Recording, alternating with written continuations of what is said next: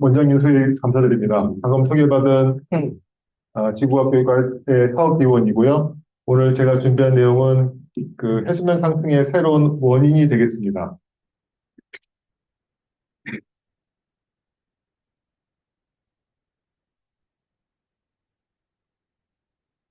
네.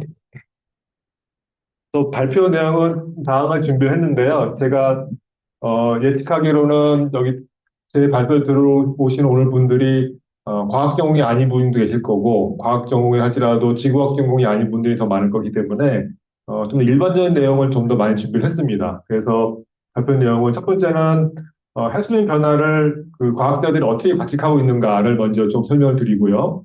관측된 해수면 변화를 그럼 과학자들이 어떻게 해석을 하고 있는가, 즉 해수면이 상승한다고 그러는데 해수면 상승의 원인이 무엇인가를 먼저 알아야 되고요. 그래서 지금까지 잘 알려진 해수면 상승의 원인에 대해서 먼저 설명드리고, 그 다음에 이제 끝부분에 오늘 말씀하신 그 사이언스에 출판된 연구 결과입니다. 그래서 그동안 잘 알려지지 않았던 해수면 상승의 원인이 있었는데 그 원인이 무엇인가를 이제 말씀드리면서 제 발표를 마치도록 하겠습니다.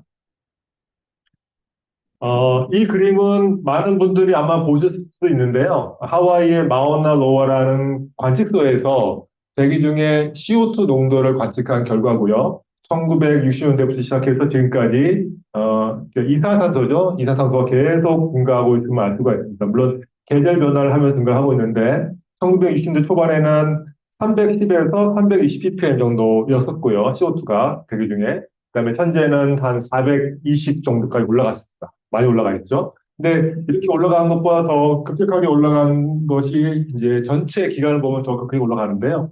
아까 전에 보여드린 그 그래프는 이 부분에 해당되는 것이고요. 이 부분과 비교해서 그 지난 몇백 년 동안의 이산화 농도는 얼음 속에 있는 공기를 습자물을 알 수가 있는데 그때의 값을 비교해 보면 지난 200년 동안 완만하게 증가를 하고 있다가 최근 들어서 급격하게 증가하고 있음을 알 수가 있습니다. 즉, 현재 일어나고 있는 기후온난화, 그리고 기후온난화의 주요한 원인이 되는 온실기체 대표적인 CO2가 얼마나만큼 가파르게 증가하는지를 잘 보여주고 있는 그래프고요. 이렇게 온난화에 의해서 굉장히 많은 현상들이 지구에서 발생하고 있는데 그 온난화의 현상 중에서 가장 대표적인 현상이 이제 해수면 상승일 것 같고요. 그래서 해수면 상승에 대해서 이제 조금 더 말씀드려보겠습니다. 해수면 상승과 관련해서 나온 뭐 여러 가지 뭐 충격적인 그림 뭐들이 있을 텐데 이건 뭐 실제는 아니고 어떤 사람이 그릴 텐데 아마도 해수면 상승이 일어나면 이런 일이 일어나지 않을까라고 상상을 하고 그린 그림입니다. 근데 이 그림이 사실은 100% 비과학적인 것은 아니고요. 보신 것처럼 자유의 여신상이 해수면 대비 약 93m 높이에 있습니다. 지금 보시면 물이 약 자유연상에 어깨 정도 와 있는데 어깨 정도 와 있으면 아마 높이가 한 6, 70m 되는 것 같거든요. 근데 남극의 얼음이 모두 녹으면 해수면을 약 60m 상승할 거라고 예측하고 있고요. 그린란드의 얼음이 모두 녹으면 한 6 내지 7m 올라간다고 예측하고 있습니다. 그래서 아마도 이 그림은 과학적인 사실 근거를 해서 남극하고 그린란드의 얼음이 모두 녹았을 때 어떤 일이 일어날까를 상징을 하고 그린 그림 같습니다. 그래서 이렇게 이 정도의 수준으로 해수면이 상승할 것이라 예측하고 있습니다. 하지만 지금 일어나는 해수 상승은 이렇게 급격하지 않고 아주 조금씩 일어나고 있거든요. 한 1년에 3에서 4mm씩 올라가고 있는데 그러면은 그렇게 작게 상승하는 해수면 상승을 과학자들이 어떻게 파악하고 있을까를 잠깐 말씀드리도록 하겠습니다. 첫 번째 가장 쉬운 방법은 해안가에 설치된 조이개를 이용하면 됩니다. 조이개가 하루에 두 번 있는 조수 간만의 차를 이용하는 측정 방법일 텐데 해안선에 쭉 설치되어 있고요. 하루에 두 번, 뭐, 간주, 만주 하면서 해수면 왔다 갔다 하다가 하는 와중에 이제 평균 해수면이 계속 올라갈 테니까 그 평균 해수면을 측정하면 얼마만큼의 전지구 해수면이 변하고 있는가를 이 조이개를 통해서 알 수가 있습니다. 문제는 이 조이개가 먼 바다에 설치되어 있지 않고 해안가 근처에만 설치되어 있기 때문에 전 지구적인 해수면 변화를 알기에는 무리가 있습니다. 뿐만 아니라 조이기 같은 경우에는 다음과 같은 문제점이 있는데요. 이 그림은 국립해양조사원에서 1989년부터 2018년까지 조이계로 관측한 한반도 인근의 바다의 해수면 상승률, 연간 상승률을 나타낸 그림입니다. 단위는 밀리미터고요. 평균적으로는 한 3mm 정도 되는 것으로 나와 있고요. 근데 여기 보시면 제주도는 5.43이고요. 거기 가까운 완도는 1.73입니다. 한 3배 정도 차이가 나죠. 근데 바닷물 같은 경우에는 굉장히 잘 흐르기 때문에 인접한 두 바다가 이렇게 큰 차이로 해수면 변화가 있을 수는 없습니다. 사실. 이렇게 큰 차이가 있다는 말은 무슨 말이냐면 제주도에 설치되어 있는 조이개는 아마도 이 지역의 지반인 침강이 일어나기 때문에 실제로 해수면을 과대평가할 수가 있는 거고요. 완도 같은 경우에는 아마도 이 지역의 지각이 융기를 하기 때문에 해수면 상승을 과소평가할 수가 있습니다. 그래서 육지에 붙어 있는 조이개를 가지고는 사실은 지각의 움직임을 알기 전에는 진정한 해수면 변화를 알 수가 없습니다. 이런 한계가 있어서 조이개를 이용한 해수면 변화는 좀 문제가 있습니다. 그래서 이제 사람들이 생각하는 게 그러면 그러지 말고 인공위성을 이용해보자라는 것입니다. 인공위성을 이용한 방법은 보시는 것처럼 이런 인공위성은 여러 가지 방법을 통해서 굉장히 정확하게 인공위성의 위치를 우리가 알고 있습니다. 그 위성의 위치를 알고 있고요. 그 위성에서 바다 쪽으로 레이더 신호를 보냅니다. 보낸 레이더 신호는 바다에 맞고 다시 반사돼서 다시 위성으로 올라오게 되는데 보낸 신호가 반사해서 올라온 데까지 걸리는 시간을 잽니다. 그래서 만약에 우리가 빛의 속도를 알고 있기 때문에 걸린 시간을 안다는 것은 얼마만큼 거리가 있다는 걸 알게 되는 것이고요. 그래서 해수면이 상승하게 되면 레이더를 보내고 받는 시간이 짧아질 거고 해수면이 하강하게 되면 레이더를 보내고 받는 신호가 길어집니다. 그래서 레이더 신호를 보내고 받는 시간 차이를 이용해서 얼마만큼 해수면이 올라가고 있고 내려가고 있는지를 파악할 수가 있습니다. 그래서 이런 방법을 이용해서 전 지구 해수면을 잘 측정하고 있고요. 그 측정된 결과가 다음과 같습니다. 1993년이네요. 1993년부터 현재까지 측정된 전 지구 평균 해수면 변화율입니다. 변화고요. 처음에는 톰백이라는 위성이 있었고, 그 다음에 제이슨1, 제이슨2, 제이슨3, 지금 센티나6로 지난 한 30여 년간 해수면 상승을 관측하고 있고요. 것은 계절 변화가 있습니다. 모든 지구과학적 신호는 계절 변화가 있습니다.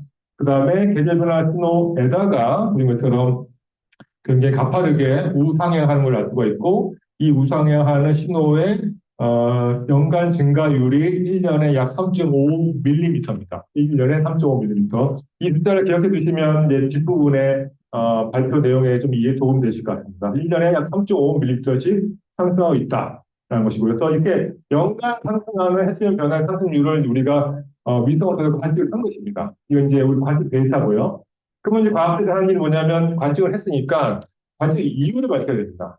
3.5mm가 어떤 이유에서 매년 해수면이 3.5mm씩 상승하고 있을까를 이제 생각해야 되는데 가장 첫 번째 이유는 바닷물의 열적 팽창입니다. 그러니까 남극이나 그린란드의 빙하가 바다로 들어오지 않는다 할지라도 기후 온난화에 의해서 바닷물의 온도가 점점 올라가고 있으니까 그 온도가 올라감에 따라서 바닷물이 팽창하게 될 테고 바닷물이 팽창하게 되면 해수면이 상승하게 됩니다. 바닷물이 얼마만큼 열적으로 팽창하는지 알기 위해서는 어쩔 수 없이 깊이별로 바닷물의 온도와 염도를 측정해야 되고요. 보시는 것 같은 알고라는 장비를 바닷물에 던져서 이 알고라는 장비가 깊이 2,000m까지 내려갔다가 다시 올라오면서 얘가 지나간 거리 동안에 바닷물의 염도와 온도를 측정을 하고요. 측정된 결과를 이제 위성으로 던져 보내서 위성은 그걸 받고 다시 기지국으로 보내면 전 지구 바다의 깊이별로 온도와 염도의 분포를 알 수가 있습니다. 온도와 염도의 분포를 알면 이론적으로 물이 얼마만큼 팽창하는지 알 수가 있으니까 열적 팽창이 얼마만큼 일어나고 있느냐를 이제 이 방법으로 확인할 수가 있습니다. 이 그림이 이제 해양 물리하신 분들이 바다에 이 알고라는 장비를 이제 투하시키는 사진이고요. 그리고 현재 운영되고 있는 그 알고 장비의 개수입니다. 약 4천 개가 좀 안 됩니다. 2022년 현재고 지금 더 많을 것 같습니다. 가장 많은 장비를 운영하는 나라가 보신 것처럼 미국이고요. 그 다음에 뭐 영국, 뭐 호주, 뭐 프랑스 등등 있고 우리나라도 보시면 여기 있네요. 14개 정도 해서 대부분 동해 쪽을 담당하고 있습니다. 그래서 전 세계 나라들이 국제 공동 연구를 통해서 해수면이 얼마만큼 열적으로 팽창하고 있는지를 이제 파악하고 있는 것이 되겠습니다. 자, 이게 첫 번째 이유입니다. 이게 열적 팽창이 한 1.2mm, 1.5mm 내외입니다. 그러니까 전체 3.5에서 1.2, 1.5, 그러니까 한 30% 정도를 멸종인 팽창이 기여를 하고 있는 것입니다. 나머지 70%는 뭐냐면, 이제 다 예상하다시피 육지의 물이 이제 바다 들어간 것이고요. 그 중에 첫 번째 중요한 소스가 뭐냐면, 어, 그 산악빙하입니다. 산악빙하. 산악빙하라는 것은 높은 고지대에 있는 얼음을 말씀드린 것이고, 뭐 히말라야에도 빙하가 있고요, 안데스에도 빙하가 있고, 알프스에 빙하가 있고, 뭐 알라스카 빙하 그런 빙하들입니다. 그런 빙하들이 점점 녹아서 이제 바다로 들어가게 될 텐데, 대표적으로 보신 것처럼 이거는 스위스에 있는 트리프타라는 빙하인데, 왼쪽 그림은 2006년에 찍은 사진이고요. 오른쪽 그림은 2015년, 10년 후에 찍은 사진입니다. 보신 것처럼 굉장히 많은 빙하가 후퇴를 해서 사라졌고요. 보시면 저기 많은 양의 빙하가 녹아서 육류수로 흘러내려가고 있고, 얘네들이 이제 해수면에 바로 들어가면 해수면을 상승시키면 되겠죠. 자, 이런 전 세계에 널려져 있는 굉장히 작은 빙하들이 사라지면서 해수면을 상승시키고 있다는 것이고요. 두 번째는 빙상입니다. 빙상. 빙상과 빙하는 뭐가 다르냐면, 아까 말씀드린 빙하는 산악지대에 있고 높은 곳에서 이제 얼음이 얼어서 빙하가 생겨서 그런 것처럼 계곡을 따라서 이제 얼음이 흘러내리는 것을 우리가 빙하라고 얘기합니다. 빙상은 빙하가 더 크게 발달해서 주위의 지형을 완전히 덮어버린 상태. 그 상태를 우리가 빙상이라고 합니다. 구별을 합니다. 그 빙상은 현재 두 개밖에 없습니다. 남극과 그린랜드. 11,000년 전에까지는 지구가 빙하기였었고요. 그때까지만 해도 북반구에는 굉장히 많은 빙상이 있었습니다. 가장 대표적으로 로렌타이드 빙상이라고 해서 북미 대륙을 거의 덮어있었던 큰 빙상이 있었거든요. 하지만 걔네들 다 놓았고 지금은 남극하고 그린랜드 두 곳에 큰 빙상 두 개가 있습니다. 이 빙상에 대해서 좀 알아보면요. 첫 번째는 그린란드 빙상입니다. 그린란드 빙상은 오른쪽 지도가 나와 있는데, 그린란드라는 큰 섬 위에 이제 얼음이 딱 놓여 있는 상태입니다. 그린란드 빙상은 어떤 작용을 하냐면, 이 그림은 이안 저핑이라는 굉장히 유명한 빙하학자가 그린란드에 가서 찍은 사진이에요. 보신 것처럼 엄청나게 물이 흐르잖아요. 그린란드에 비가 와서 물이 흐르는 것이 아니고, 그린란드는 상대적으로 저위도이기 때문에 여름철에는 표면의 온도가 영상으로 올라갑니다. 그러면 얼음으로 덮여 있는 섬인데, 큰 섬인데 영상이 올라가니까 녹을 테고, 녹은 물들이 흐르다 보면 이제 어떤 한 채널로 움직일 테니까 마치 큰 강물이 흐르는 것처럼 녹은 물이 흘러 지나갑니다. 이렇게 흐른 얼음물이 어느 순간에 가면 이제 한 곳에 모일 수도 있잖아요. 모이면 큰 호수가 되고요.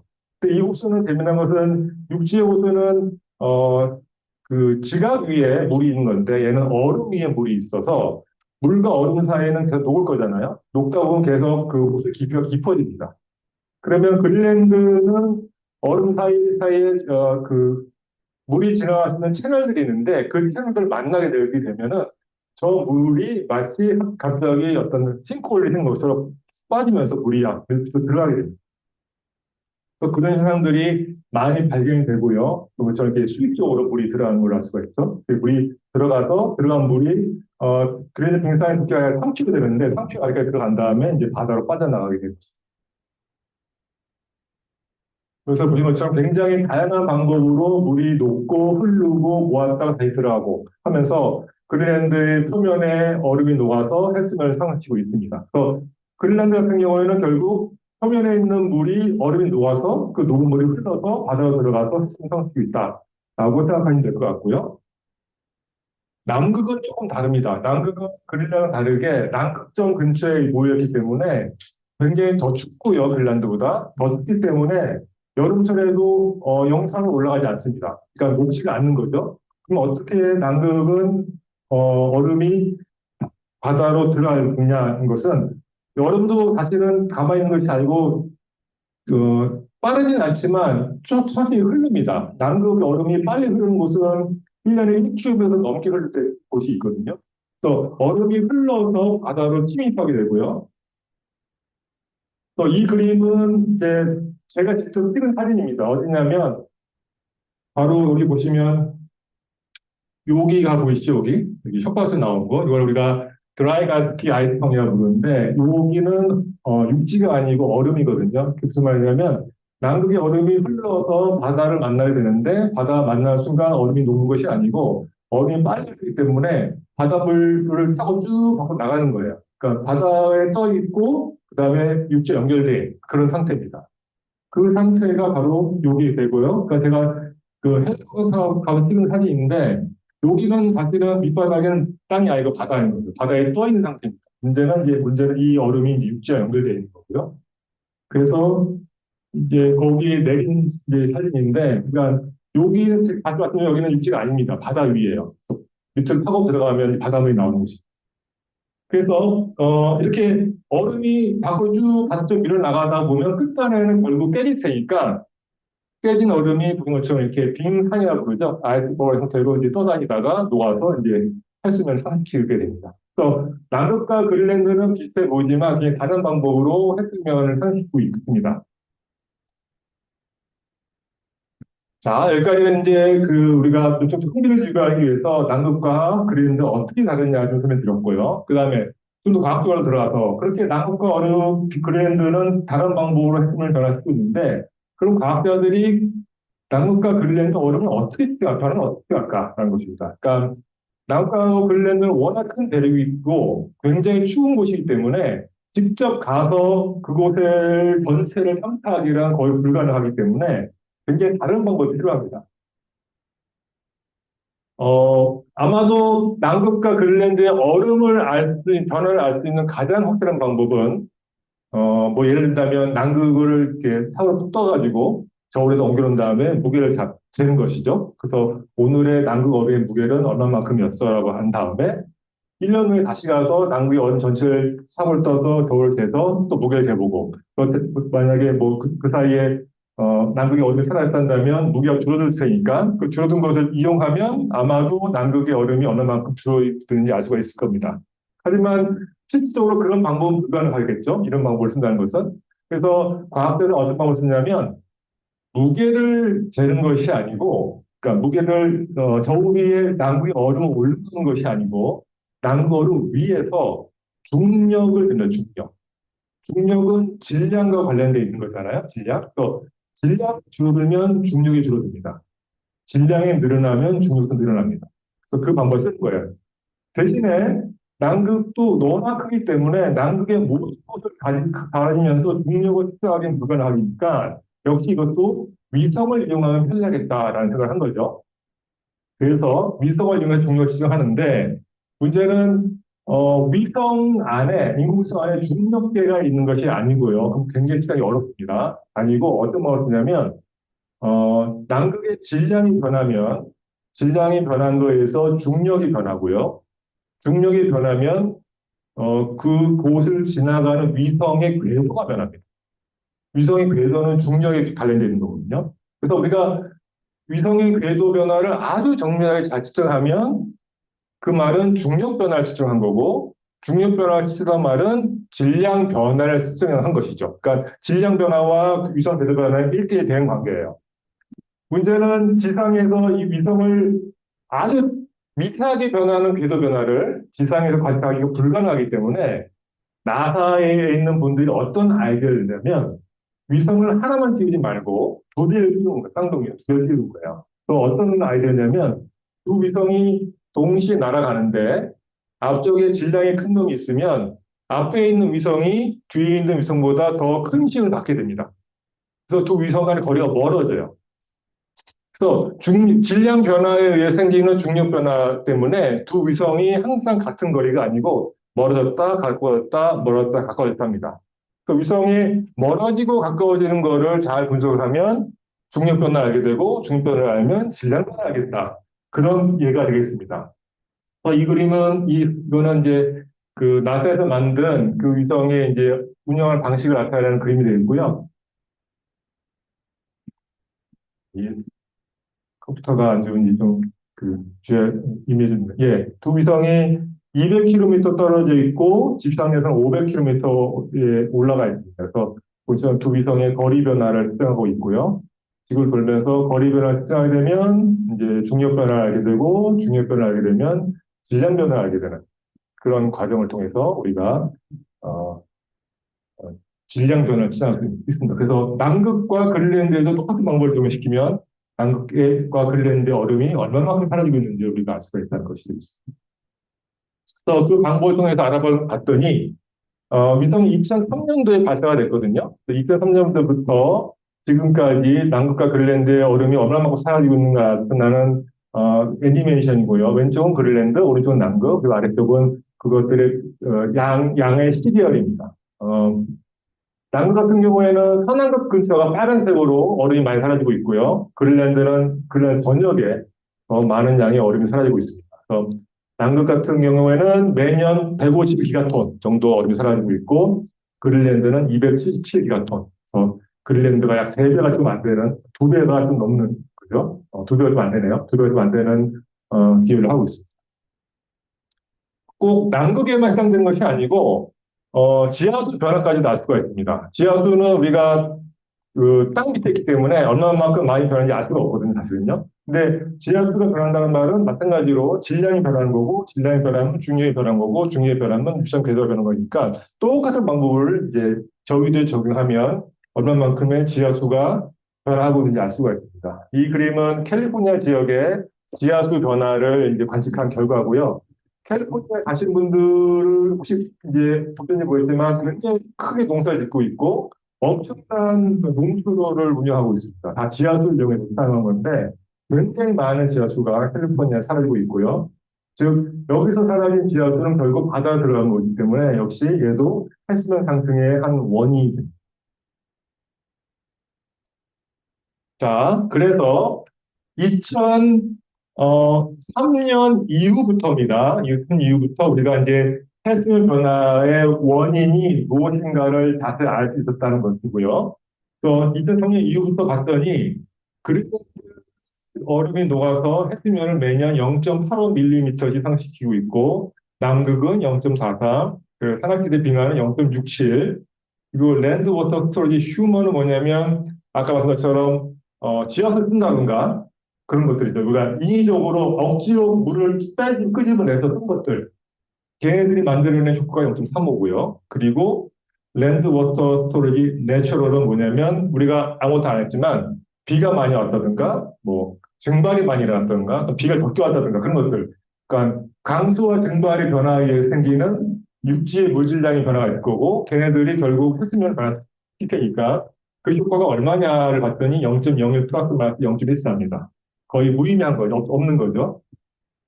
여기까지가 우리가 알고 있는 해수면 변화의 현재까지 지식이었습니다. 여기 보신 것처럼 2024년까지입니다. 2024년까지. 그런데 과연 여기 화살을 펴신 것처럼 자연적인 변화에 생기는 육지의 물질량 변화가 정말 의미 있게 변하지 않았느냐라는 거예요. 혹시 변하지 않았을까라는 거죠. 또 두 번째 마지막이 뭐냐면 육지의 물, 주로 토양수인데 그것이 기후 변화에 의해서 영향을 받아서 변하지 않았을까라는 이제 질문을 좀 해야 됩니다. 자, 다시 한번 아까 말씀드린 결과를 다시 말씀드리면 2003년 이후부터는 그 인공위성을 통해서 중력을 탐사를 했고요. 그 중력 탐사를 통해서 각각의 영역에서 얼마만큼 해수면을 상승을 기여하고 있는지를 알아냈다 말씀드렸었죠. 남극 이만큼, 그린란드, 산악빙하, 그다음에 이 호수는 이제 우리가 댐을 만들면 댐 뒤에 호수가 생기게 될 테니까 아마도 호수 많아지면 물이 많이 쌓일 테니까 해수면 떨어뜨리겠죠. 그 효과가 호수고요. 그다음 지하수인 겁니다. 이런 것들이 아까 전에 발견된 거고, 그다음에 이것은 뭐냐면 ERI5 랜드라는 기후 모델이 자연적인 현상에 의해서 육지의 토양수가 어떻게 변했을까, 그리고 그 변한 것만큼 해수면에 어떻게 영향을 미쳤을까를 나타낸 결과입니다. 보신 것처럼 계절 변화는 있지만 뭐 큰 변화, 밋밋하잖아요. 그 말은 무슨 말이냐면 해수면 변동이 없다는 건 같은 말입니다. 2003년 이후는 그렇습니다. 하지만 이 데이터를 조금 더 과거로 돌려서 1992년부터 보기 시작해보면 남극, 그린란드, 산악빙하, 호주, 지하수는 패턴 같습니다. 증가, 감소 뭐 이렇게 되는 거죠. 근데 토양수분 함량에 의한 해수면 변화는 ERF5 랜드가 만드는 건데 2000년 이후에는 이렇게 되다가요. 2000년 이후부터는 이렇게 되어 있습니다. 보신 것처럼 개수가 있어 보이지만 어떤 계단식 모양의 변화가 보이잖아요. 일단은 계절 변화는 우리가 계절 변화 우리가 가진 사람이 아니니까 계절 변화를 먼저 없애보겠습니다. 계절 변화 없애보면 어떤 모양이 되냐면 검은색 선인데요. 계절 변화 없애면 육지의 물질량 변화가 만들어내는 해수면 상승의 기후 모델값입니다. 기후 모델값, 그러니까 지구 관측값이 아니에요. 그런 검은색처럼 이렇게 1919m 계속 쭉 가다가 2000년까지 이어지다가 2000년부터 2003년까지 쭉 올라갔다가 다시 이렇게 팍팍해진 거예요. 또 이렇게 변했다는 거고요. 그 말은 무슨냐면 이때에 비해서 이때가 해수면이 한 5mm 상승을 했습니다. 육지의 물 질량 변화에 의해서. 그 말은 육지가 그만큼의 물이 없어졌다는 말입니다. 육지가 말랐다는 얘기고요. 마른 만큼 바다로 들어갔다는 얘기가 되는 거고. 또 5mm, 3년 동안에 5mm 해수면 변화라고 해서 그냥 엄청난 양입니다. 그래서 사실은 이 그래프를, 그러니까 제가 만든 결과가 아니고 ERA5 랜드라는 모델이 만든 결과고 저 이전에 여러 연구자들이 비슷한 결과를 확인을 했습니다. 근데 그 연구자들은 이 신호를 해석할 마음이 없었어요. 왜냐하면 이렇게 급격하게 변하는 것 자체가 자연적으로는 있을 수 없는 일이거든요. 그리고 대부분의 기후 모델들은 기후 모델 자체에 한계가 있습니다. 그래서 이렇게 희한한 신호가 나오면 과학자들은 이건 진짜는 아니고 기후 모델이 갖고 있는 이상한 에러기 때문에 기후 모델을 고쳐야겠다 생각을 합니다. 이걸 해석하고 생각을 안 하고요. 그럼에도 불구하고 저희가 이 연구를 하게 된 이유는 여러 가지 논문들에 의해서 각 지역별로 산반적이지만 굉장히 많은 가뭄이 이 시기에 있었다는 것이 알려져 있고요. 두 번째로 2000년대 이후부터 굉장히 많은 양의 지구에서, 그러니까 육지에서 공기로 들어가는 물이죠. 증발이 일어나는 것들이 일어날 수 있는 가능성이 높다라는 연구 결과도 있었습니다.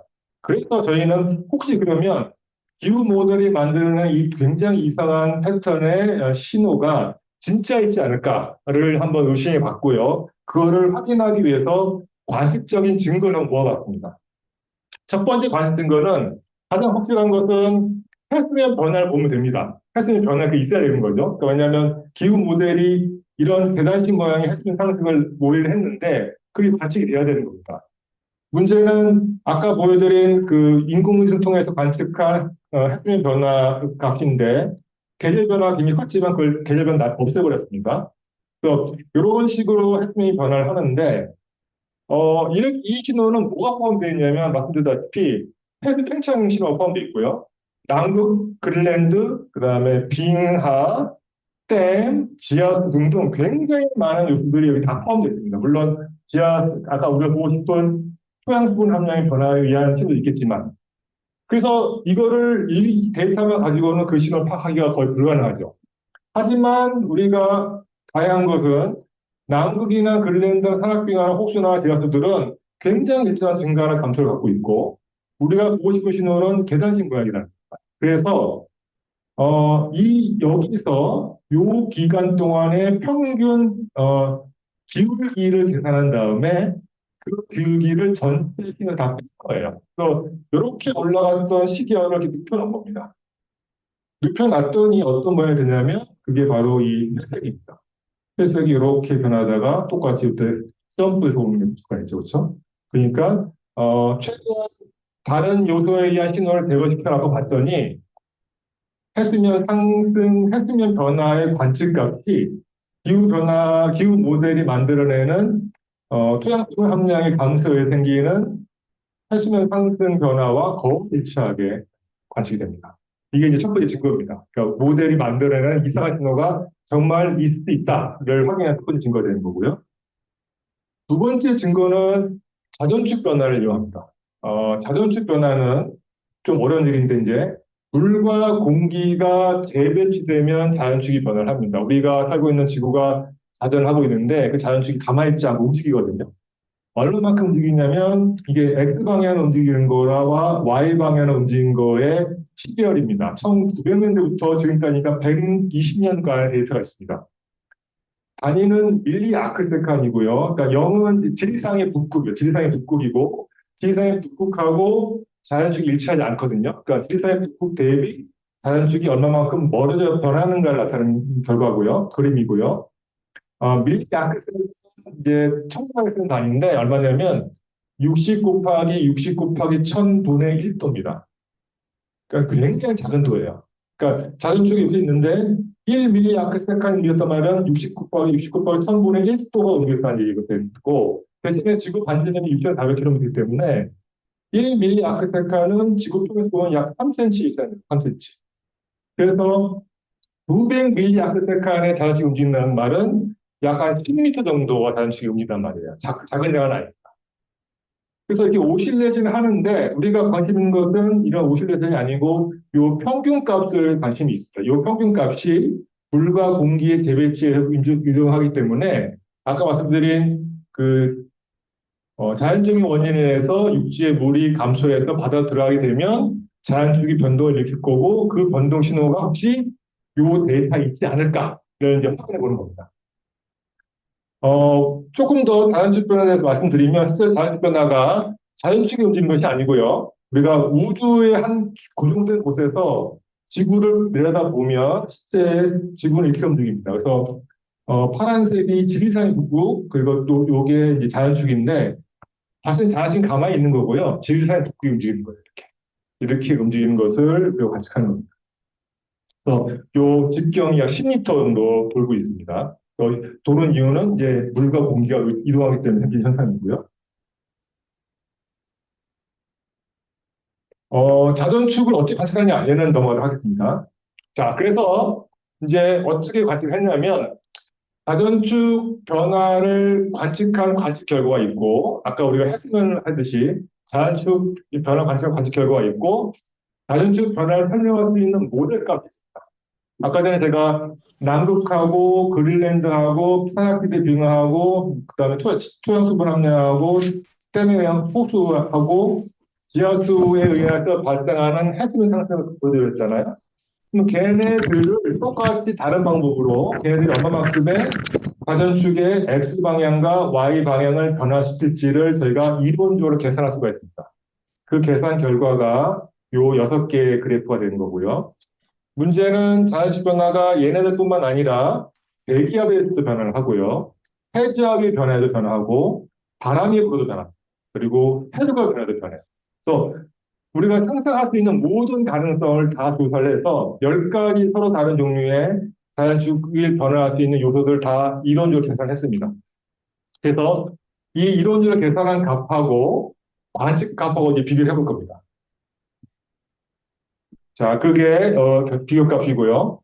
그레이 라인은 뭐냐면 아까 전에 자전축이 변한다고 그랬는데 변한 자전축의 실제 관측값입니다. 관측값. 또 얘는 어떤 질량 변화에 의해 생기는 자연축 변화의 모든 요소가 다 포함된 실제 관측값. 빨간색은 뭐냐면 아까 전에 보여드린 요것들을 위해서 만든 예측값이에요. 얘를 다 더한 겁니다. 온토 다 더한 거예요. 단 뭐로만 안 더했냐면 얘만 안 더했습니다. 얘를 제외한 나머지 전부 다를 더해서 자연축 변화를 제가 예측해 본 거예요. 그게 빨간색입니다. 보시면 이미 예측값하고 관측값하고 굉장히 잘 일치합니다. 이 정도면 엄청나게 잘 일치한 거거든요. 그런데 특이하게도 이쪽 부분에서 좀 안 맞는 부분이 있어요. 그래서 어떤 생각을 드냐면 그러면 관측값에서 이 빨간색을 빼면 이 빨간색은 토양 수분 함량 변화의 효과만 포함되지 않은 거거든요. 그리고 모델 관측값은 다 포함되는 거고. 그래서 요 값과 요 값을 빼면 명목상 토양 수분 함량에 의해서 변화하는 토양 수분 함량의 변화 그리고 그에 따라 변하는 해수면 변화에 의한 자연축 변화의 관측값이 되는 거예요. 그래서 그것이 여기 회색이 되는 거고요. 빨간색이 뭐냐면 토양 수분 함량 변화, 그것이 일으키는 해수면 상승으로 예측되는 자연축 변화가 빨간색입니다. 이것처럼 관측값하고 빨간색하고 굉장히 잘 일치할 수가 있습니다. 즉, 아까 그 모델이 만들어낸 토양 수분이 점점 줄어들면서 해수면을 할 수 있다라는 예측 결과가 자료도 있지만 자연축 변화 자료도 같이 발견되는 거예요. 또 두 가지 증거를 이용해서 토양수분 함량의 변화, 그리고 거기에 따른 해수면 상승을 우리가 확인한 것입니다. 그래서 그것이 어느 곳에서 주로 일어나는지 확인해 보면, 이 그림은 아까 말씀드린 ERA5 랜드라는 모델이 각이 제공하는 토양수분 함량의 변화를 이제 맵으로 그린 것이고요. 이거는 2003년부터 2007년의 평균값입니다. 뭐에 대한 평균값이냐면, 토양수분 함량이 2000년 이후부터 변했기 때문에 2000년 이전, 그러니까 1979년부터 1999년, 그러니까 20세기 평균값 대비 21세기 중에서도 2003년부터 2007년 사이에 얼마만큼 변화가 있었을까를 본 것이고, 이렇게 누런색으로 나타난 것이 이제 메마른 지역입니다. 거의 대부분의 육지에서 2000년 20세기 대비 21세기 들어서 메마름을 알 수가 있고요. 이 기간을 이렇게 바꿔보면은 여전히 같은 기간, 같은 지역에서는 똑같이 메말라 있고 더 이상 회복이 안 된 거죠. 문제는 유라시아 지역은 그 정도가 점점 강해지고 있습니다. 점점 더 메마르고 있다는 거죠. 그래서 2000년 20세기와 21세기가 두 시기가 극단적으로 다르게 토양수분 함량의 변화가 있었고 그 변화 양상이 점점점 강화되고 있다라는 것이 이 모델에 잘 보여지고 있고 이 모델을 자연축 변화와 그다음에 해수면 상승에서 컨버를 한 겁니다. 맞다는 것을. 그러면 왜 이런 일이 일어났을까?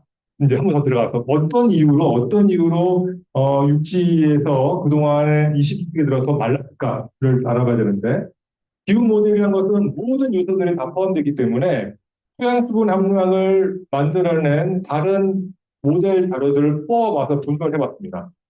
이것은 뭐냐면 전 지구의 프리시피테이션 강수량과 ET는 200%에서 증발산량이고요.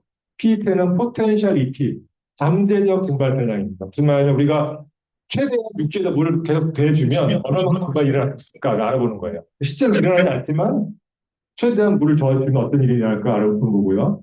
2000년을 기준으로 해서 정말 비가 들어왔습니다. 비가 들어왔어요. 이거는 모델에 나와 있고요. 그리고 2000년을 기준으로 해서 상대적으로 증발량은 변함이 없습니다. 이게 사실 중요한 얘기인데 비는 언제든지 들을 수가 있습니다. 다시 더 오면 되니까.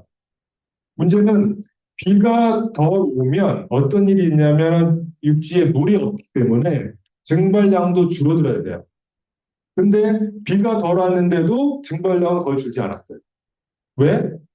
잠재적인 증발, 그러니까 대기가 더 많은 물을 원하는 거죠. 2000년 들어서. 그래서 비가 들어오면 증발력 줄어서 밸런스가 맞아야 되는데 비가 덜 왔는데도 증발이 여전히 유지되고 있다. 왜냐하면 대기 중이 더 많은 물을 원하기 때문에. 그래서 2000년 들어서 갑자기 지구상의 육지에 물이 줄어든 것으로 예측이 되고요. 더 심각한 건 아까 전에 아시아가 되게 중요하다고 그랬었는데 그건 아시아 지역을 보면 2000년 들어서 갑자기 물이 비가 덜 왔습니다. 그런데 그 와중에 오히려 증발이 늘었습니다. 왜냐하면 아까 말한 것처럼 잠재적 증발량이 엄청나게 증발했거든요. 기후온난화에 의해서. 그래서 이게 의미하는 바는 뭐냐면 아까 말씀드린 비는 올 수도 있고 안 올 수도 있습니다. 어느 정도 많이 올 수도 있고 안 올 수도 있어요. 하지만 증발은 그렇지 않습니다. 기후가 올라가면 모든 육지의 불평하게 증발된 일을 같이 일어날 거예요. 그러니까 앞으로 지구의 미래가 혹시라도 증발세나 증가로 계속 메마르지 않을까를 경고하는 결과가 될 수도 있습니다. 아직은 확실하지 못하지만요. 자, 그래서 이제 결론을 말씀드리면, 첫 번째 제가 말씀드린 것은 뭐냐면, 남극과 그린란드의 빙상, 산화시대 빙하 유실이 가장 큰 수면 상승의 원인인 게 현재 상태입니다. 현 상태고요. 그리고 인위적인 원인도 있습니다. 우리가 아까 전에 뭐 자세히 설명드리지 않았지만, 지하수 사용 등으로 인해서 해수면이 상승하고 있고, 여기까지가 우리가 그 전에 알고 있었던 해수면 상승의 원인이었습니다. 근데 하나 더 안 게 뭐냐면, 기후온난화가 있으면서 기후온난화에 의한 증발산량 증가. 그러니까 대기가 점점, 그러니까 소위 말해서 은유적으로 표현하면 계속 더 목이 말라지는 거예요, 대기가. 계속 목이 말라지면서 더 많은 물을 원하게 돼서 육지의 물을 빨아들여서 육지는 점점 더 메말라지게 되고 그 메말라진 만큼의 물은 바다로 들어가기 때문에 추가적인 해수면 상승이 있었다는 것이. 이것이 우리 이제 추가로 발견한 새로운 해수면 상승의 원인이고요. 그러면 이걸 통해서 우리가 할 수 있는 남은 질문들, 과학적으로 할 수 있는 두 가지 질문일 텐데, 첫 번째는 뭐냐면, 우리가 발견한 것은 이 두 기간 동안, 그리고 그 이후에도 조금씩 계속 증가를 했지만 육지 물 감소가 굉장히 급격한 물 감소가 있었는데 이와 같은 현상이 반드시 이때만 있었냐는 겁니다. 과거에는 없을까? 이런 그 가장 큰 질문. 왜냐하면 1900년대부터 지금까지 전 지구 해수면은 17cm 올라갔다고 알려져 있습니다. 10cm. 근데 과학자들이 밝혀낸 원인은 그중에 12cm밖에 없어요. 열팽창, 남극 그린랜드, 그러니까 12cm거든요. 5cm가 배어있습니다. 5cm가. 그러면 혹시 우리가 보는 5cm가 과거에 이런 일들이 몇 번 있어서 일어난 것이 아닐까라고 한번 의심해 볼 수가 있고 그러한 증거들을 찾아야 됩니다. 다행히 그 단축 데이터는 1900년도도 있기 때문에 그걸 찾을 수 있는 가능성이 있습니다. 확실히 모르지만. 이게 첫 번째 과제고요. 두 번째는 더 중요한 질문인데 앞으로 이런 일들이 더 계속 일어날까라는 거죠. 그러니까 계속 계산식으로 변하는 것 같긴 한데 그러한 것들이 과연 있을까라는 것이고 이게 문제가 뭐냐면 우리가 굉장히 좋은 기후 모델이 있으면 예측이 쉽겠는데 좋은 기후 모델이 많은 것 같지 않습니다. 아까 전에 보여드린 요 결과 요거죠, 요거. 요 모델이 요걸 말해주는데, 이 모델 말고 다른 모델은 이런 결과를 내놓지 않았습니다. 유일하게 이 모델만 내놓고 있는 겁니다. 그러니까 우리가 갖고 있는 기후 모델 자체에 근본적인 문제가 있는 것은 분명합니다. 그러니까 모델러들이 자기 모델 갖고 있는 문제를 좀 파악한 다음에 좀 더 모델 개발해서 미래의 어떤 그 기후 변화를 예측하기 위해서는 좀 더 많은 노력이 필요하지 않을까라고 시사하고 있어요. 그래서 결국에는 우리 지구의 미래에서 있어서 얼마만큼 물이 남아게 될까는 좀 정확한 기후 모델로 확인해 봐야 될 과제가 남아 있습니다. 네, 여기까지가 제가 오늘 준비한 내용이었습니다.